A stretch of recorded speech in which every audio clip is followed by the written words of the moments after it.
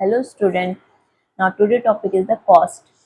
Cost theory जो है हमारा प्रोडक्शन फंक्शन का ही एक पार्ट है, जो आपने फर्स्ट वीडियो में हमने एक्सप्लेन कर दिया था आपको कि प्रोडक्शन फंक्शन क्या होते हैं। प्रोडक्शन फंक्शन के साथ साथ हमने आपको कुछ सब टॉपिक्स भी एक्सप्लेन कर दिए थे। Today topic is the cost. Cost क्या होती है? जब भी हम कोई गुड्स को मैन्युफैक्चर करते हैं तो उसके लिए हमें पेमेंट करना पड़ता है और उस पेमेंट को ही हम कॉस्ट कहते हैं। अगर आप किसी गुड्स को मैन्युफैक्चर कर रहे हो तो आप उसके लिए रॉ मटेरियल, लैंड, लेबर और आप मशीन्स वगैरह का यूज करोगे तो उसके लिए आपको पेमेंट करना पड़ेगा। उस पेमेंट को ही हम क्या कहते हैं? कॉस्ट कहते हैं। ओके, अब आते हैं कॉस्ट क्या होती है। तो एक होती है एक्सप्लिसिटी, एक होता है इम्प्लिसिटी कॉस्ट। एक्सप्लिसिटी कॉस्ट वो होती है जो आपको जो बाहर से देनी पड़े। जैसे कि आप अगर लैंड लेबर अगर ले रहे हो तो आपकी क्या होगी? Explicitly cost. ठीक है, आप वेजेस पे करोगे, आपकी एक्सप्लिसिटी कॉस्ट है। कुछ कॉस्ट ऐसी होती हैं जो आपको पे नहीं करनी पड़ती। जैसे कि आपकी ऑनर के पास खुद की लैंड है,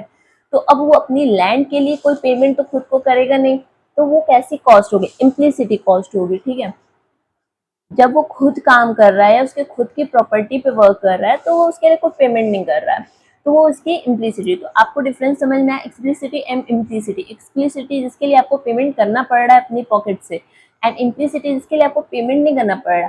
लेकिन अगर वो चीज़ आपके पास नहीं होती तो उसके लिए आपको पेमेंट करते, तो वो एक्सप्लिसिटी हो जाती। ओके, तो टू टाइप्स के कॉस्ट होती है, एक्सप्लिसिटी एंड इम्प्लिसिटी। ओके, फिर आते हैं कॉस्ट होती है टू टाइप्स की, short run and long run. Long run में कॉस्ट डिफरेंट होगी एंड शॉर्ट रन में कॉस्ट डिफरेंट होती है। क्या होता है कि अब जो हमारा शॉर्ट रन है, तो हमें पहले से ही पता है कि शॉर्ट रन में सारे वेरिएबल फिक्स होते हैं, सिंगल या वन वेरिएबल फ्लैक्चुएट करता है। लेकिन लॉन्ग रन में क्या होता है कि सारे वेरिएबल्स जो होते हैं प्रोडक्शन के, वो वेरी करते हैं। ओके, तो in short run factor of production can be very there for the remain fix. सारे फिक्स नहीं करके एक आध नो जैसे होंगे कि वो फ्लैक्चुएट कर ही जाएंगे शॉर्ट रन में। एवरेज कॉस्ट क्या होता है?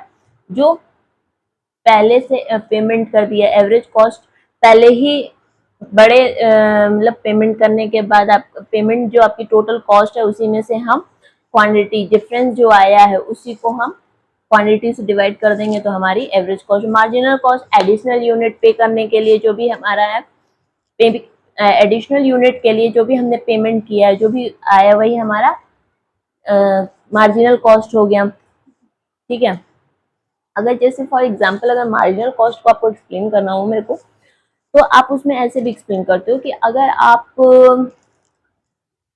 10 किसी भी गुड्स का 10 प्रोडक्शन कर रहे हो, मान लो फॉर एग्जांपल हमने 10 पेन प्रोड्यूस किया, उसकी कॉस्ट थी 100 रुपीज़। लेकिन अगर हमने 11 पेन वो मैन्युफैक्चर किया तो उसकी कॉस्ट पड़ गई 111, यानी कि 1011 रुपीज़। तो जो हमारा मार्जिनल कॉस्ट है, एक यूनिट को बनाने के लिए हमें कितना रुपया पे करना पड़े? 11 रुपीज़ पे करने पड़े। मतलब हमारा कॉस्ट में कितना बढ़ा है? कॉस्ट के जो आउटपुट हमारा है वो एक ही का डिफरेंट आया, और जो हमारी कॉस्ट गई वो कितने रुपीज़ की गई?